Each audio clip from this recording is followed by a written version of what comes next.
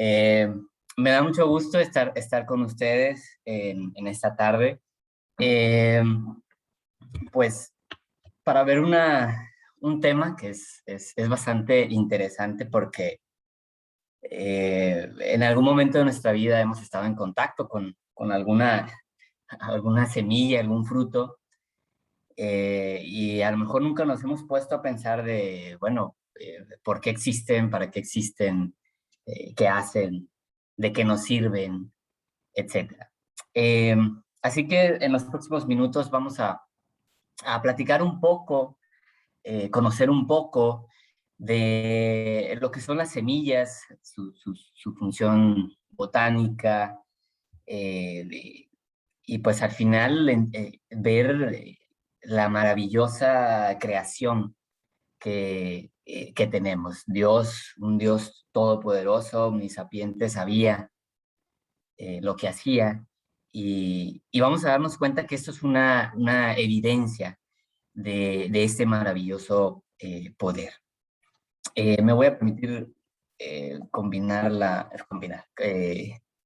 compartir la pantalla. Sí, presentar es que en colombiano es un poquito difícil, diferente las palabras. Y ahí discúlpenme, nací en Colombia, llevo 20 años aquí en México, viví 2 años en la Ciudad de México, donde conocí a mi buen amigo Charlie y me echó a perder, entonces estoy volviendo a, a reacomodarme, así que una disculpa de antemano. Muy bien, ok, ¿se ve mi pantalla?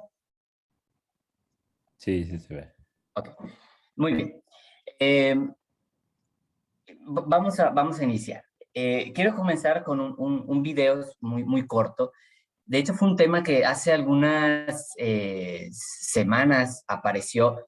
Yo no uso redes sociales, pero me llegan notificaciones de noticias a mi celular y salió este tema, un tema muy interesante que tiene que ver con semillas, justamente. Entonces, les voy a presentar este corto video que está aquí en la presentación. En un gélido rincón de Noruega, a unos 1.300 kilómetros del Polo Norte, se encuentra una bóveda cuyo propósito es salvaguardar el futuro de la humanidad.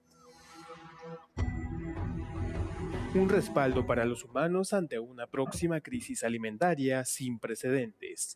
Un depósito que guarda en su interior millones de semillas en caso ocurra una catástrofe global. Este es el depósito del apocalipsis o la bóveda del fin del mundo.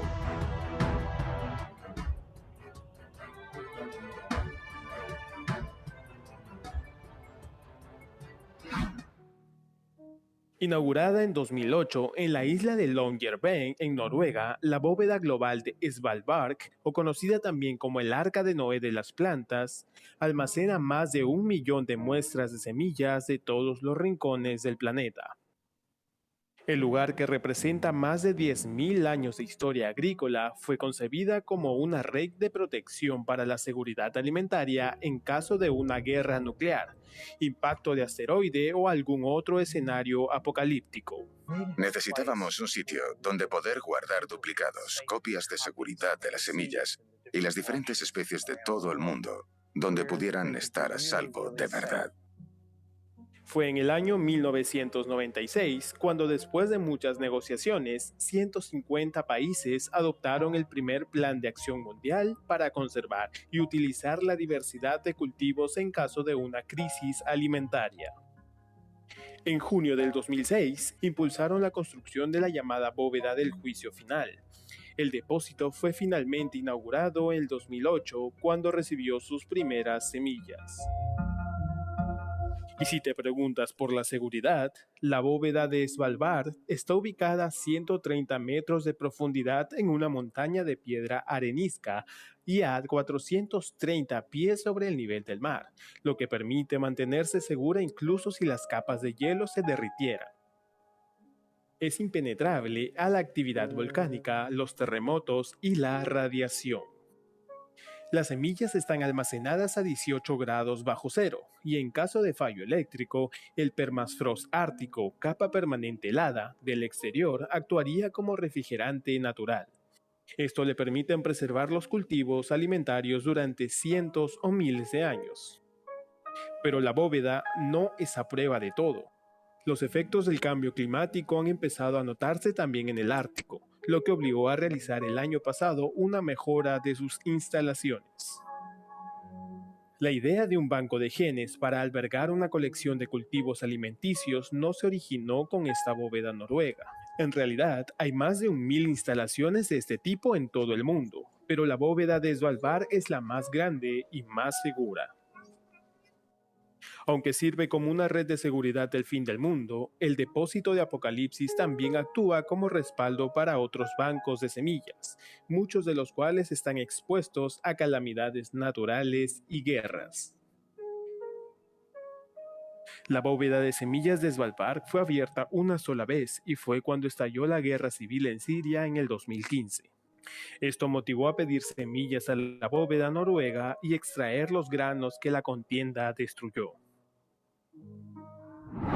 La crisis de los últimos tiempos causado por la pandemia de coronavirus pone en relieve la necesidad de que es posible que tengamos que acudir a proyectos como este en un futuro. Pestes, catástrofes naturales o una guerra nuclear pueden desencadenar una crisis alimentaria grave en el planeta. Si tales catástrofes caen sobre el mundo, la bóveda de Svalbard es una de las últimas esperanzas de la humanidad por supervivencia.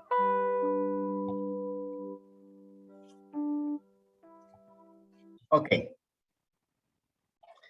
Bueno, entonces vemos que actualmente, como les digo, esto, aunque ahí lo menciona, en el 2008 se inauguró, hace algunas semanas volvió a salir la noticia, no sé por qué, la verdad, pero se volvió a mencionar sobre esta instalación. Entonces, vemos que hoy en día, cuando hablamos de semillas, hablamos de inclusive esperanza. ¿Sí? Si ustedes se dieron cuenta, la razón de la existencia de estos lugares, pues es una esperanza para situaciones alimentarias en un futuro por diferentes causas. La pregunta que surge, bueno, ¿y cómo fue en el principio? Ya estamos hablando de nuestros días, pero ¿qué pasó en el principio? Y para eso quiero pedirle, no sé si alguien tiene su Biblia o su aplicación en el celular, que pueda leer, por favor, Génesis 1, 29 y 30. Alguien que pueda activar su micrófono y darle lectura, por favor. Génesis 1, 29 y 30.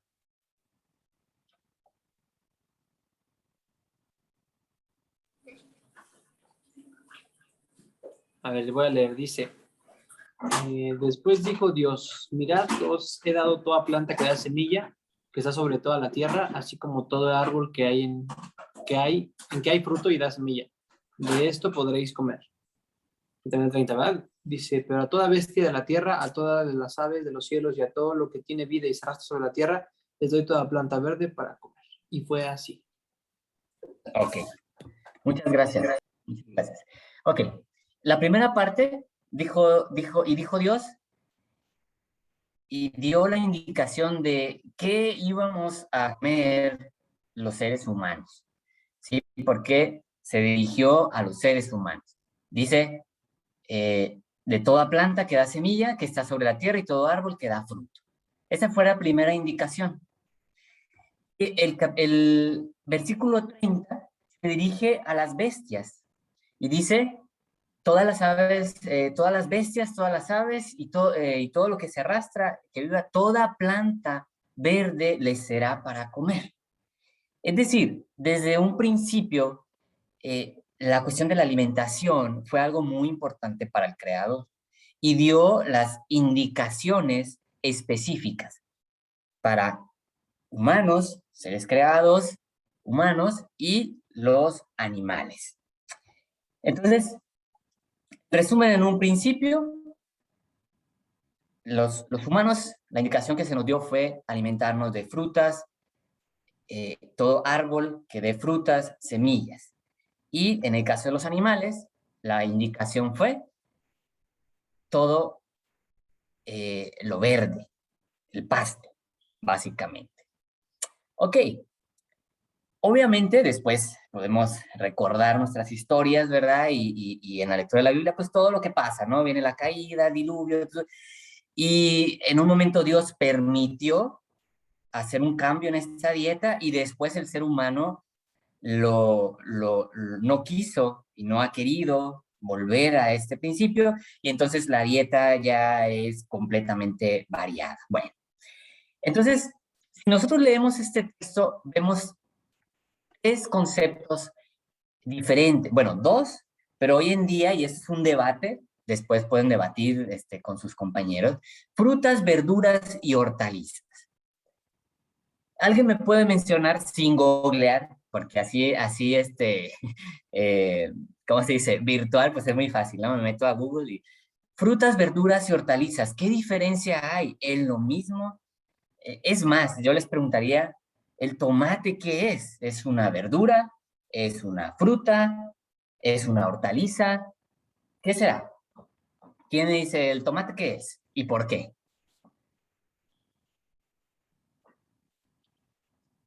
¿Alguien?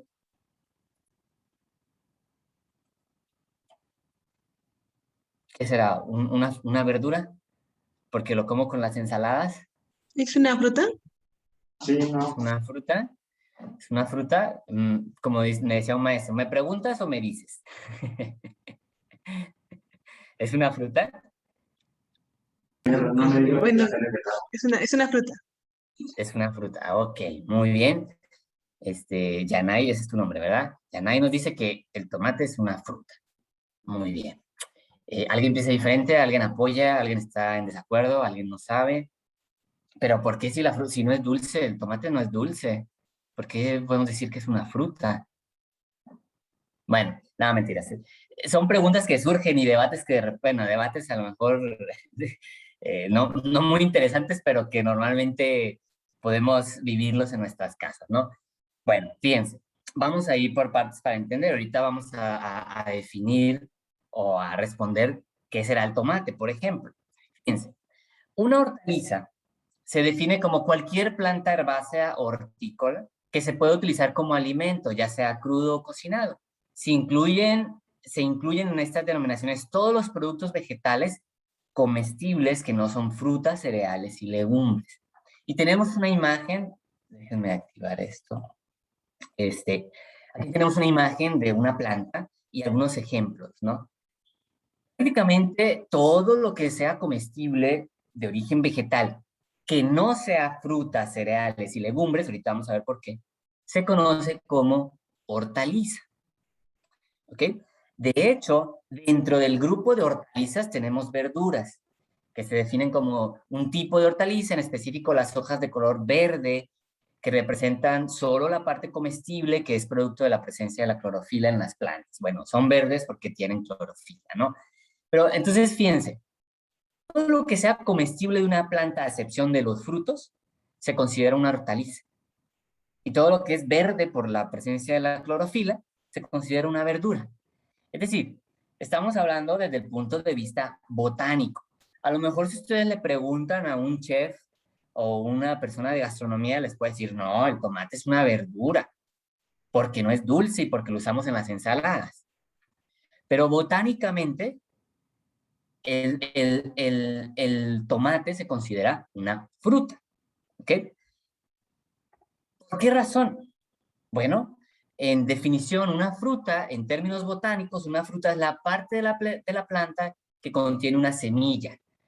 Ah, todo lo que tenga semilla es una fruta. Porque en realidad las frutas, su función es proteger a la semilla.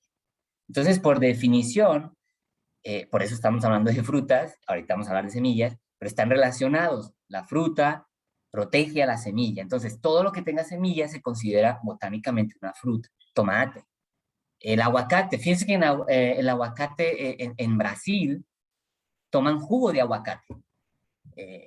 una vez tuve la oportunidad de probarlo y no sabe mal, pero como uno el aguacate se lo imagina en una quesadilla, en un taco, como que psicológicamente, mentalmente, algo no cuadra, ¿no? Pero, por ejemplo, en Brasil se consume jugo de aguacate y el aguacate como tal es una fruta. Muy bien. Bueno, aquí tenemos una imagen y yo en un momento más vamos a trabajar con ella o a verlas a detalle, pero le decía a Charlie que les pidiera que tuvieran a la mano una fruta, ¿no? La función de los frutos es contener y proteger a las semillas y, finalmente, ayudar a la dispersión de las mismas. Entonces, empezamos a hablar de las frutas o de frutos porque están íntimamente relacionadas con las semillas. Tenemos una planta, si vemos las partes de la planta, bueno, raíz, tallo, ramas, hoja, flor y fruto, de la mayoría. ¿Sí? No todas las plantas, no vamos a meter en eso, pero hay plantas que no producen un fruto como tal. Pero la gran mayoría y las que son comestibles producen un fruto. En los frutos, y aquí es donde si ustedes tienen a la mano su fruto, les voy a pedir que por favor lo partan a la mitad con mucho cuidado. También le pueden dar un mordisco. El chiste es que podamos ver el interior, ¿no? Como sea, a mordidas o con un cuchillo, como ustedes gusten, ¿no? Fíjense, los frutos, hay diferentes tipos de frutos. Aquí veo una guayaba, creo que Charlie ya se está comiendo, y creo que era una manzana. Ok, muy bien. No veo otro por aquí. Bueno, yo agarré justamente un tomate, ok, aquí está un tomate, y agarré otro. Aquí en Montemorelos, yo estoy en Montemorelos, y aquí cerca hay un lugar que se llama Rayones, y se da mucho la nuez, ok. Esto es una nuez. Ahorita les voy a mostrar. Muy bien. Y vamos a tratar de identificar las siguientes partes del fruto, ¿sí? Estamos hablando de frutos. Identificar y saborear, ¿no? Bueno, la primera parte, y es la más externa, es lo que conocemos como epicarpio. Es la parte más externa, también le decimos cáscara, ¿no? Es de diferente forma, puede ser lisa, puede ser dura, puede tener pelos, puede tener inclusive espinas. Los aguates en algunas partes de México aquí le dicen así, ¿no? Es la parte externa, miren, por ejemplo, yo tengo aquí un tomate, es muy blanda la cáscara, de hecho, Charlie se está comiendo, bueno, y también por ahí vi que tenían una guayaba, yo me puedo comer la guayaba o la manzana con cáscara, ¿no? Entonces, es la parte más externa. Pero, por ejemplo, en una nuez, a ver, cómanse la nuez con cáscara, no se va a poder. Por lo menos nosotros no. Algunos animales sí pueden, pero por ejemplo nosotros no. ¿Ok? Entonces, esa es la parte más externa. Luego tenemos lo que se conoce como el mesocarpio o comúnmente conocido como la pulpa, y es normalmente la parte comestible, ¿sí? En el caso de tomate, pues sería la parte interna, ¿sí? Aquí vemos, es esto, eso sería la pulpa. En el caso de la guayaba, bueno, ahí se ve y sabe muy rico la pulpa, la manzana. En el caso de la nuez, fíjense, yo aquí me traje otra ya golpeada, le quito la parte externa y ustedes van a poder ver, ya hice un cochinero aquí, aquí está la nuez, fíjense, ¿ok? Y obviamente es de una naturaleza totalmente diferente, ¿no? En cuanto a sus características, pero no, aquí se ve la cáscara dura y aquí adentro tenemos lo que sería la pulpa o el mesocarpio, ¿no? También es de diferente naturaleza. Y finalmente tenemos lo que es el endocarpio. El endocarpio es lo que rodea y con lo que está en contacto la semilla, ¿sí? En el caso, por ejemplo, del tomate, esta parte, aquí donde se ven las semillitas, esto sería el endocarpio.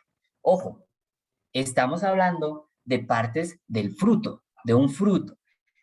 El mesocarpio, sí, por ejemplo, las manzanas, en las peras, vemos muy característico, ¿no? Vemos ahí la semillita. En el caso de la guayaba, que está dispersa la semilla por todo el fruto, no es tan evidente la presencia del endocarpio, ¿no? Pero la naranja sí, también es muy evidente, Donde está la semilla y lo que lo rodea íntimamente, eso es lo que conocemos como el endocarpio. Entonces, fíjense, la primera gran lección, los frutos, su objetivo y por qué existen y por qué Dios lo creó así, es porque protege a la semilla.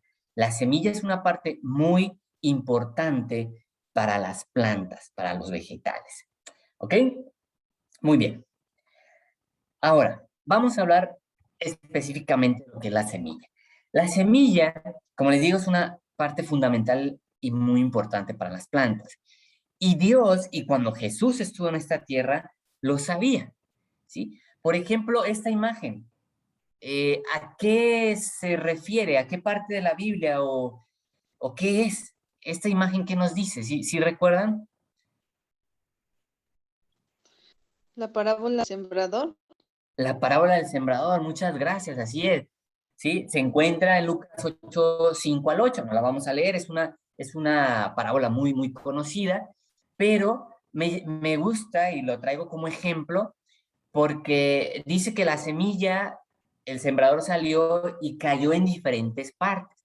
En un lugar vinieron las aves y se lo comieron.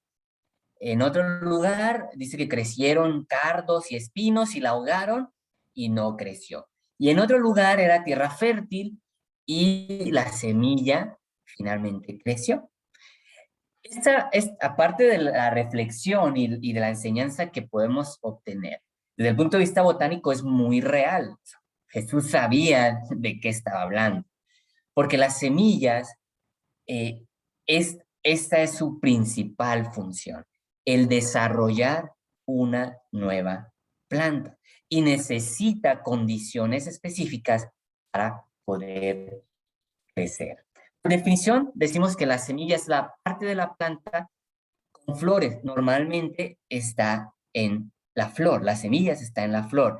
De hecho, el fruto se desarrolla a partir de la flor. ¿Ok? Las semillas las podemos encontrar también aquí en las flores. Una vez que la flor es fecundada, entonces empieza un desarrollo del fruto donde se contiene la semilla.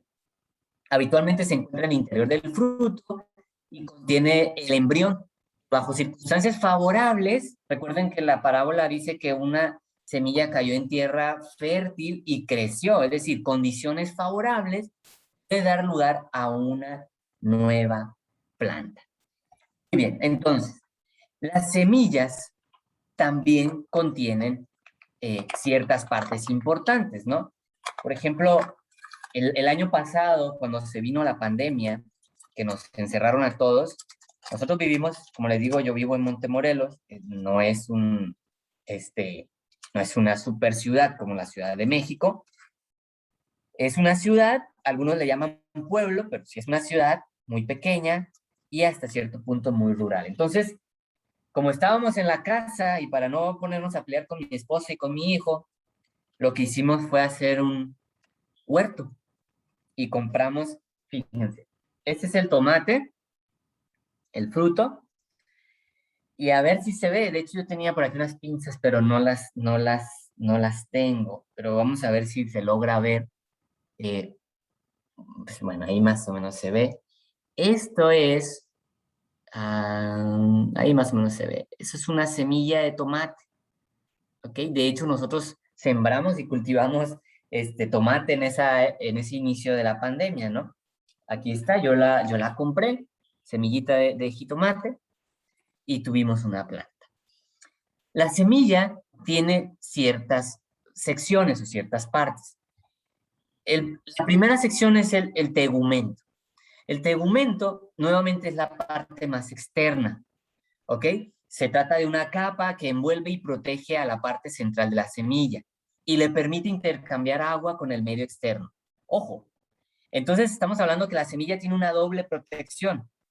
Todo lo que es el fruto que lo protege y además la semilla tiene una capa externa que normalmente es más dura, que se le conoce como tegumento, ¿ok? Parte externa sirve de protección y también de intercambio de nutrientes con el interior de la semilla. Tenemos el cotiledón o cotiledones, dependiendo del tipo de planta, ¿sí? Pero el cotiledón aquí lo vemos señalado. Si de casualidad quien tenía sobre todo quien tenía una pera o una manzana es más fácil porque la semilla es más grande y pueden detectar y ver esas partes. Esta estructura, hablando del cotiledón, formará las primeras 2 hojas de la planta, o las primeras 2 o una hoja de la planta, depende del tipo de planta, ¿no? El número de cotiledones de una semilla es un método de clasificación. Así se dividen en monocotiledóneas o dicotiledóneas. Bueno, esto es si da 2 hojas al crecer la planta, la plántula, o una hoja, pero bueno. La función es dar las 2 primeras hojas. Y uno dirá, bueno, ¿y qué tiene de importante que dé las 2 primeras hojas? Mucho, porque a partir de las hojas, si ustedes recuerdan, es por donde las plantas bueno, entre comillas, respiran, reciben la luz del sol para poder crecer y desarrollarse y mantenerse. Entonces es muy importante el cotiledón porque es quien da las primeras 2 hojas. Y finalmente tenemos lo que es el embrión, ¿sí? Normal, se ve verdecito o es muy blandito en la semilla o a veces de color blanco. El embrión es donde está toda la información genética de esa semilla para dar pie a una nueva planta. Toda la información genética de la planta está contenida en el embrión. ¿Ok? De hecho, tiene el mismo concepto que el embrión para los seres humanos y para los animales. ¿Sí? Cuando ocurre la fecundación, ¿sí? El óvulo fecundado después da pie a un embrión. Y el embrión, pues es el ser humano a nivel microscópico, ¿no? Lo mismo sucede, el embrión en la semilla es la planta a nivel microscópico, tiene toda la información. ¿Ok? Muy bien. Tenemos diferentes tipos de semillas, ¿ok? Tenemos semillas, por ejemplo, como vemos aquí en la imagen, semillas un poco grandes de frutales, ¿no? De las peras, del peral, del manzano, ¿sí? Que son como pepitas. Tenemos lo que llamamos como de hueso, que es, bueno, melocotón es de durazno, ¿sí? Que son más duras, más grandes. Y tenemos diferentes tipos de semillas. Si vemos, por ejemplo, el del mango, es una semilla muy grande, también llamada hueso, el del aguacate, inclusive volviendo a nuestro ejemplo del tomate, ¿sí? Que son árboles frutales. Pero también tenemos semillas conocidas o de tipo cereal o como cereales, ¿sí? Vamos a hablar un poco más adelante de ellas. Y tenemos la avena, el arroz, el mijo, la espelta, bueno, es un tipo de trigo, maíz, el trigo mismo, centeno, etc. Estos ¿quién son semillas? De hecho, hablando de México, allá estudié la maestría. No le crean a Charlie, no compré ningún título, sí los estudié. Allá estudié la maestría. Y yo trabajé con maíz azul. Y todavía por ahí tengo una bolsa de maíz azul. De hecho, me lo traje porque algo quiero hacer aquí. Ya pasaron 10 años, pero algo voy a hacer. Ahí lo tengo guardado, ¿sí? Finalmente es una semilla, ¿ok? Si están las condiciones, si yo lo pongo a condiciones adecuadas, puedo cultivar maíz azul aquí en Montemorelos. También tenemos algunas semillas comestibles desde el punto de vista de comestibles directamente, ¿no? Por ejemplo, aquí tenemos el cacahuate, el pistache, las almendras, la avellana, ¿sí? Por ejemplo, aquí tenemos el ejemplo, ¿no? La nuez, si yo le quito este pedacito, lo puedo consumir directamente, ¿no? ¿Mm? La nuez. Es decir, el maíz, los cereales también los consumimos, pero normalmente pasan por un proceso, ¿no? El maíz lo convertimos en tortilla, en gorditas, en muchas cosas, y en Colombia lo convertimos en arepas y no lo comemos, ¿no? Pero ese tipo de semillas comestibles son lo que conocemos como frutos secos, ¿no? Que directamente, así como están, yo las puedo consumir, ¿ok? Muy bien. Ahora, ¿cuál es la función? Ahí está, el Charles está bien a gusto con la plática porque come y come y come cada ejemplo, ¿no? Ok, ¿cuál es la función de la semilla? Aquí está en la imagen. Como dijimos, la función de la semilla es principalmente dar origen a una nueva planta, ¿no? Tenemos un GIF, es una animación. A lo mejor ustedes en la primaria inclusive o en la secundaria, bueno, en nuestros tiempos, o ha pasado mucho, pero sí en nuestros tiempos, todos hacíamos el germinado del frijol, ¿no? Con un vasito, con un algodón y agua, y entonces veíamos el desarrollo del frijol. Esa es la principal función de la semilla. Mantener y dar pie a una nueva planta. Pero tiene una segunda función, es propagarse, ¿sí? Así como los seres humanos a través de nuestros hijos tenemos descendientes, las plantas a través de las semillas tienen descendientes, ¿ok? Entonces, esas son las dos principales funciones, mantener la población y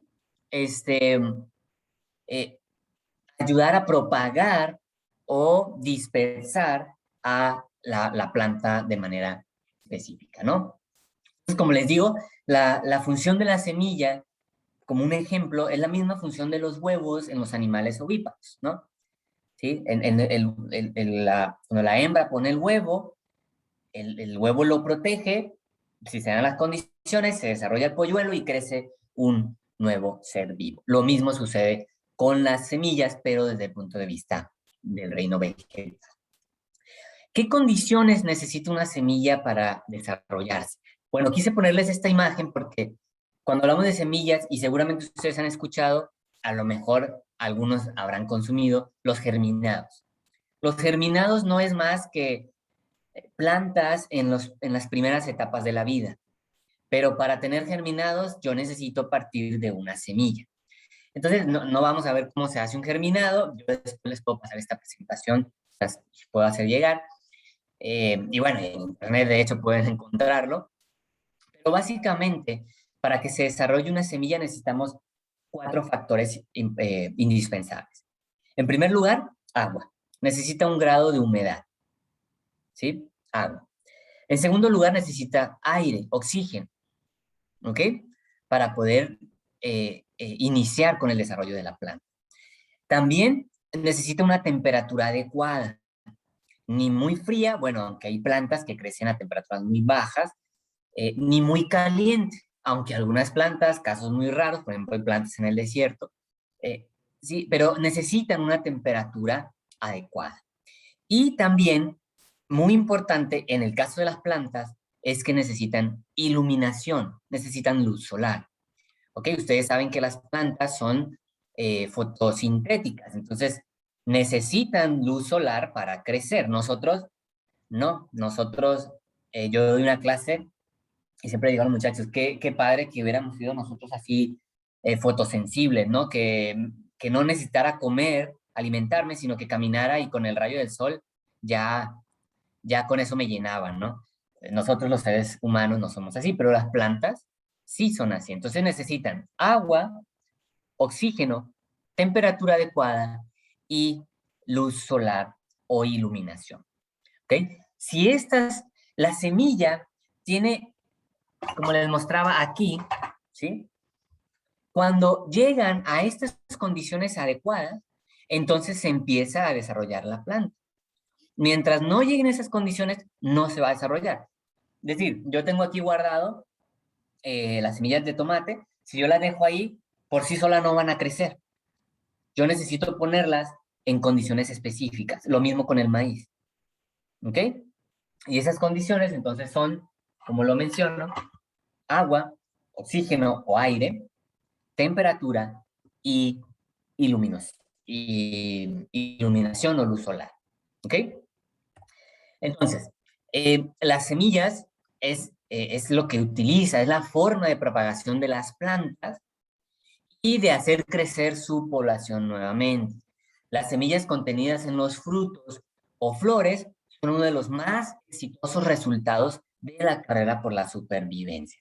Es muy interesante, muchachos, que por ejemplo, hablando de un bosque, una selva tropical, donde no están los seres humanos, uno dice, bueno, ¿cómo se mantienen estos bosques? ¿Cómo las plantas pueden seguir manteniendo su población? Como les digo, mientras los seres humanos no lleguen, lamentablemente, ¿no? Porque nos hemos vuelto una plaga para la naturaleza.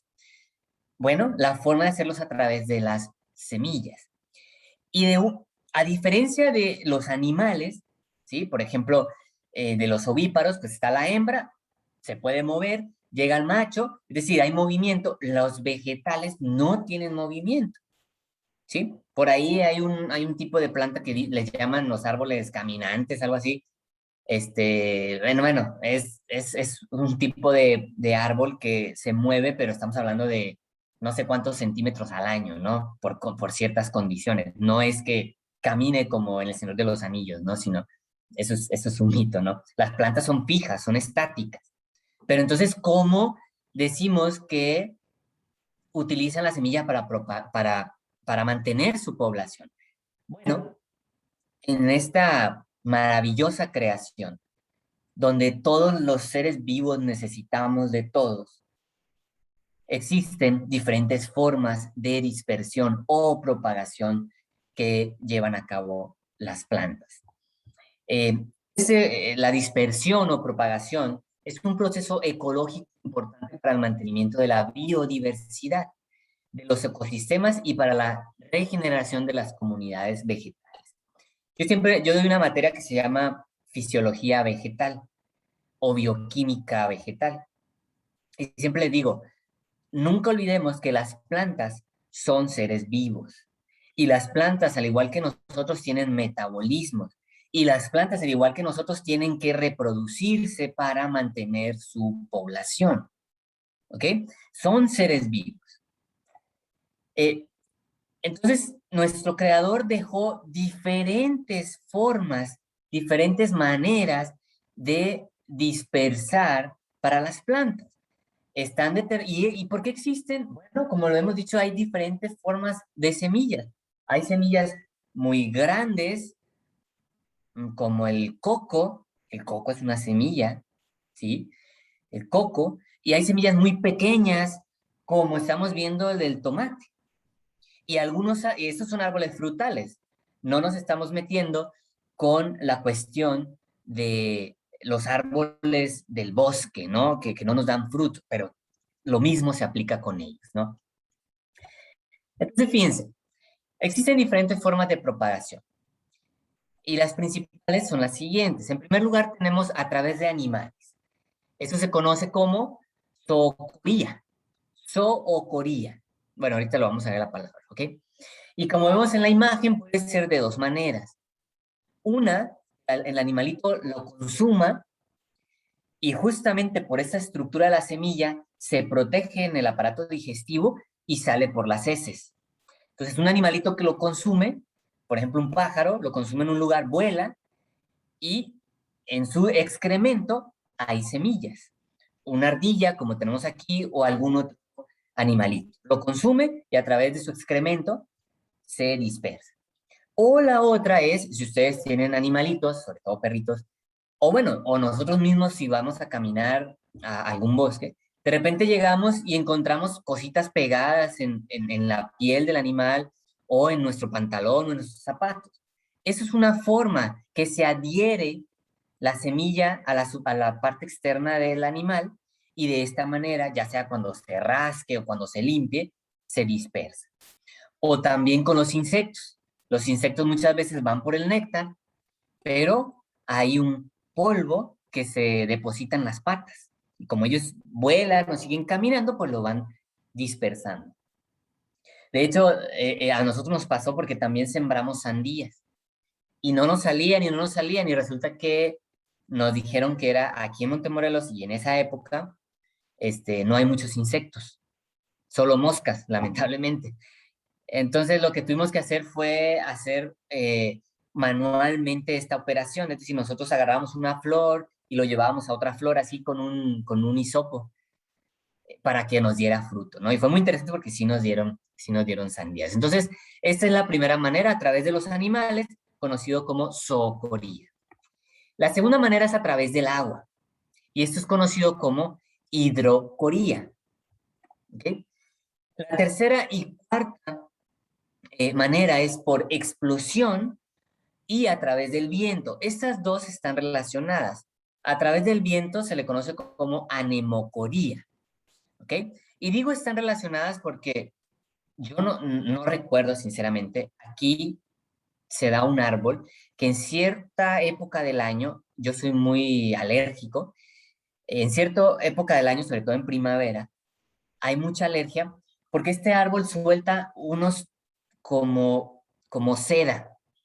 Y por ejemplo aquí en Montemorelos, de hecho no recuerdo si son las acacias o un parecido a las acacias, se pone así, imagínense un montón como de lana de oveja, pero es este tipo de árbol que es muy grande y con el viento libera, son una forma de poder dispersar su semilla, ¿ok?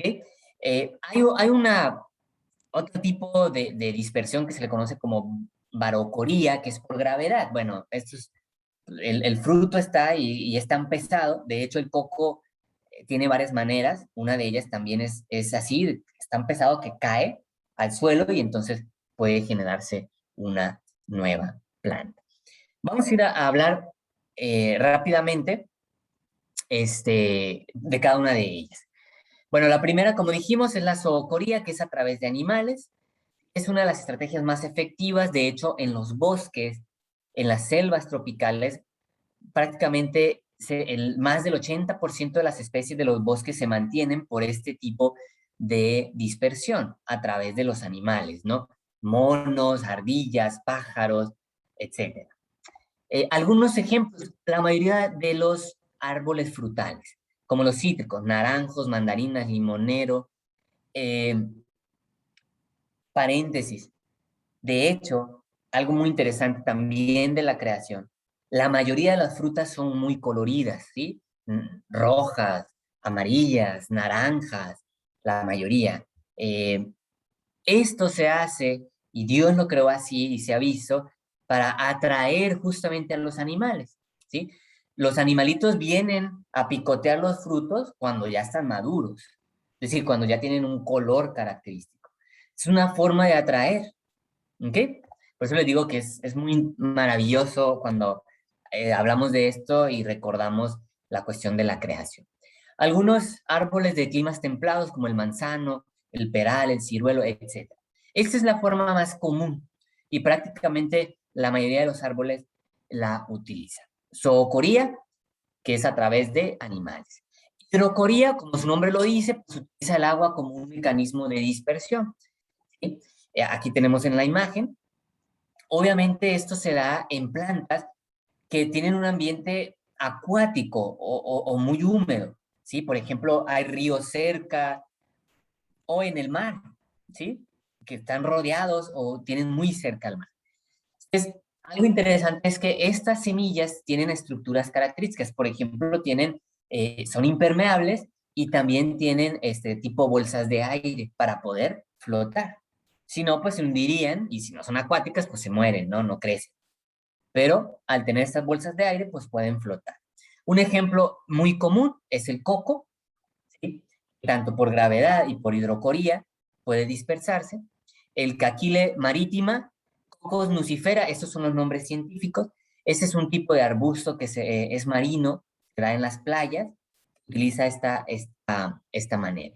La nufarlutea, que también es una planta que es más acuática, conocida como nenúfar amarillo, son estas que tienen hojas grandes donde se ponen las ranitas que salen en las películas, sobre todo en las animadas.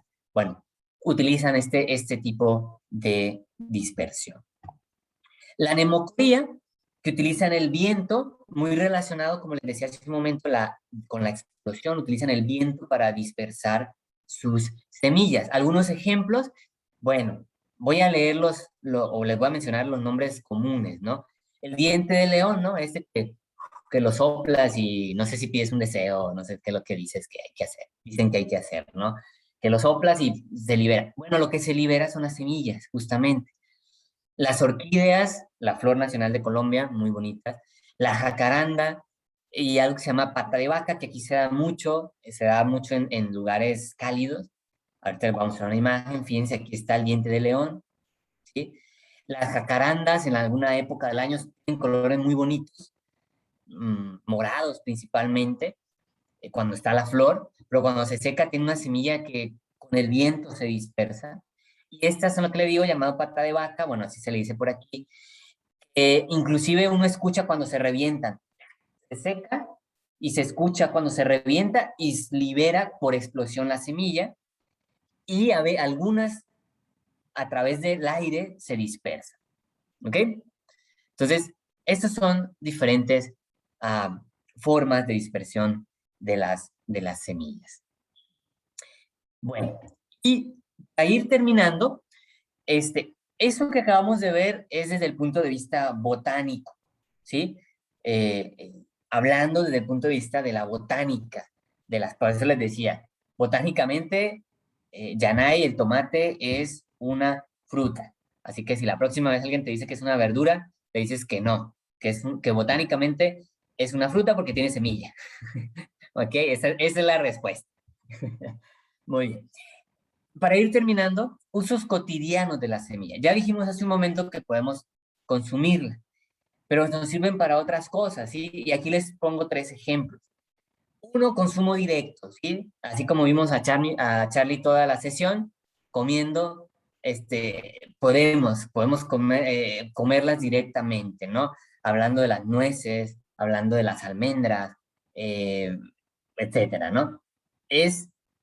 Podemos consumirlas directamente.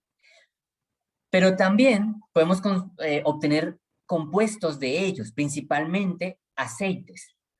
Y también pueden utilizarse como colorantes, como saborizantes o aromatizantes en los alimentos, ¿sí? A la hora de cocinarlos. Desde el punto de vista de consumo directo, pues aquí tenemos nuevamente, todo esto son semillas, ¿sí? Las legumbres, como el frijol, como las habas, ¿sí? Las legumbres son estas que crecen en vainas, ¿ok? Como esto que está aquí. Como los guisantes o los chícharos, creo que le dicen aquí, ¿no? Las lentejas. Todo eso son semillas, ¿sí? Que solo las cocinamos y no las comemos. Y en el caso de los cereales, nuevamente, pues también son semillas que no comemos directamente, ¿sí? Necesitamos hacerles un procesamiento, como les digo, por ejemplo, pan, tortillas, arepas y bueno, todos los platillos que ustedes recuerden a partir de ellos, de estos. Pero los cereales finalmente son semillas.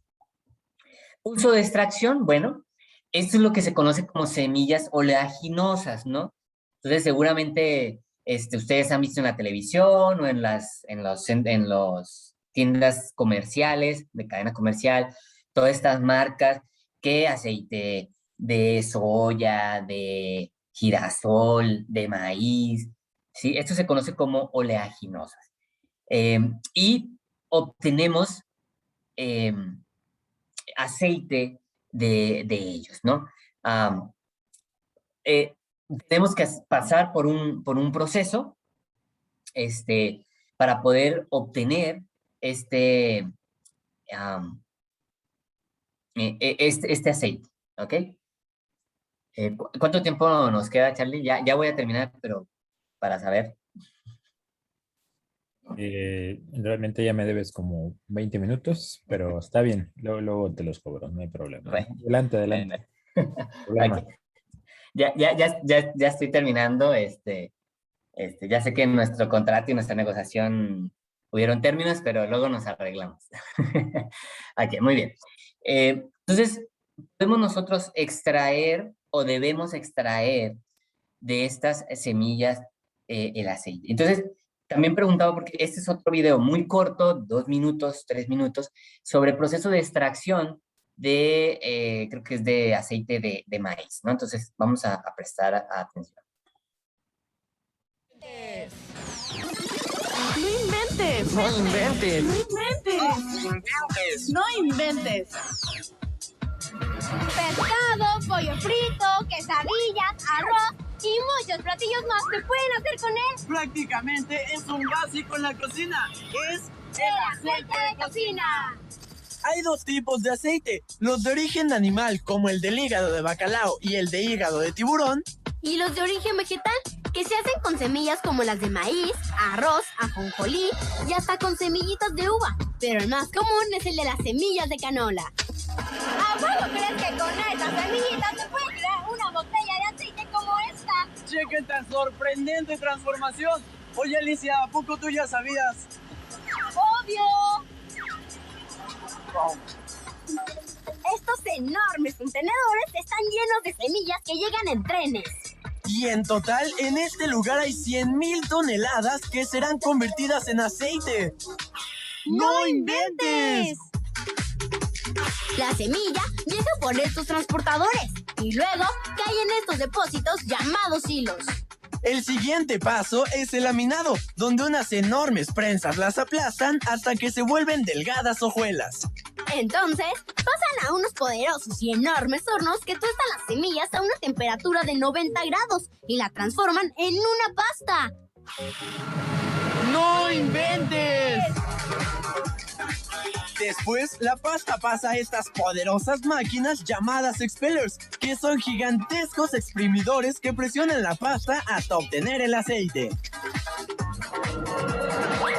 Esto que ves de color verde es el aceite. ¡Joder! Pero que no te imaginabas que las semillas eran tan asquerosas por dentro. Estoy seguro que tú tampoco, Alicia. Para quitarle el color verdoso, por medio de tuberías, el aceite llega a un área de refinación. Aquí, una máquina de centrifugado y una solución con soda cáustica lavan el aceite. Es como una gran lavadora. El aceite se sigue refinando hasta que queda del color que lo conocemos. Esta máquina es la encargada de hacer cientos y cientos de botellas. Que luego viajan por largos rieles para ser llenadas. Y en tan solo unos segundos, las botellas de aceite están listas. Después, se etiquetan y se empacan. Y checa esto, en esta fábrica todos los días se producen 1,000,000 de botellas de aceite. ¡No inventes! Este aceite está listísimo para freír un buen bistec y no puede faltar en tu cocina. Si no, pregúntale a tu mamá. Nosotros somos Mario y Alicia. Reportando desde la fábrica de jabón La Corona en Ecatepec, Estado de México para Disney Club. Ok, muy bien. Entonces, como vieron, se pasa por un proceso para poder extraer lo que es el aceite. Hay que hacer una aclaración. Aquí tenemos algunos tipos de semillas que son utilizados para aceite: canola, cártamo, ajonjolí, girasol, soya. Alguien a lo mejor podrá decir, no veo ahí el aceite de oliva. El aceite de oliva no es una semilla.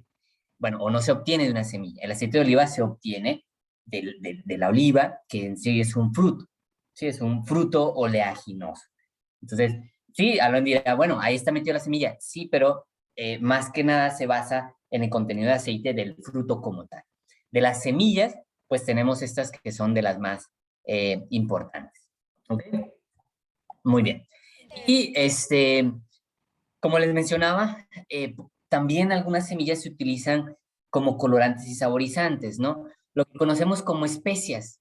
Las especias en la cocina son estas tanto plantas como semillas que nos dan aromas muy fuertes, colores muy intensos e inclusive sabores muy intensos. Entonces, algunas semillas son utilizadas como especias, por ejemplo, del hinojo, semillas de eneldo. Bueno, las más comunes que seguramente han visto o han escuchado es el anís, la pimienta y semillas de apio. ¿Sí? Hay otras que se utilizan, pero estas son de las más comunes, que las semillitas se muelen y se utilizan como especia en la cocina. ¿Ok? Muy bien. Ok, bueno. Y para terminar, después de ver esta parte botánica de lo que son las semillas, me gustaría tener una muy breve reflexión. Si alguien pudiera, por favor, leer, buscar en su Biblia física o en su aplicación, Marcos 4, 30 al 32, por favor. Cuando lo tengan le pueden dar lectura, por favor.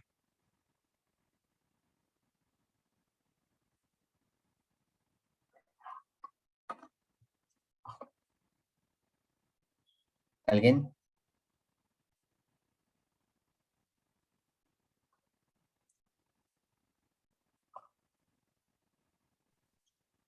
A ver, aquí lo tenemos. Gracias. Dice Marcos 30, 4, 30, 32, dice, decía también, ¿a qué compararemos el reino de Dios? ¿Qué parábola nos servirá para representarlo? Es como el grano de mostaza, que cuando se siembra es la más pequeña de todas las semillas que hay en la tierra, pero después de ser sembrado crece y se hace la mayor de todas las hortalizas y echa grandes ramas de tal manera que las aves del cielo pueden morar bajo su sombra. Muchas gracias. Muy bien. Fíjense, esta es la semilla de mostaza. ¿Ok? Para poder reflexionar sobre este versículo, ¿no? Ya con lo que vimos, a lo mejor lo vamos a entender. Y este es el árbol. ¿Sí? Es decir, de esto, casi microscópico, a esto. Y dice la lectura que la palabra de Dios, el mensaje es como la semilla de mostaza. Todo lo que llega a nosotros, muchachos, incluyendo el mensaje de Dios, llega como una pequeña semilla. Y nosotros también lo podemos pasar o impartir a otros que también va a ser como una pequeña semilla. Pero como vimos, necesitamos condiciones adecuadas de crecimiento. Y lo mismo sucede, necesitamos en nuestra vida condiciones adecuadas de crecimiento. ¿Para qué? Para que esta semilla se convierta en un árbol que dé fruto. Y algo que me gusta mucho de este texto es que dice que las aves anidan, es decir, da frutos para ayudar a otros. Entonces, este mensaje que llega a nosotros, asegurémonos, muchachos, de darle las condiciones adecuadas para que pueda crecer. Y que cuando demos fruto, así como la semilla se dispersa, nosotros también seamos un medio de dispersión del mensaje de salvación. Así que me dio mucho gusto verlos. Muchísimas gracias por su atención y pues, bueno, no sé qué sigue, no sé si hay preguntas o no sé, pero gracias. Excelente, muchísimas gracias, amigo.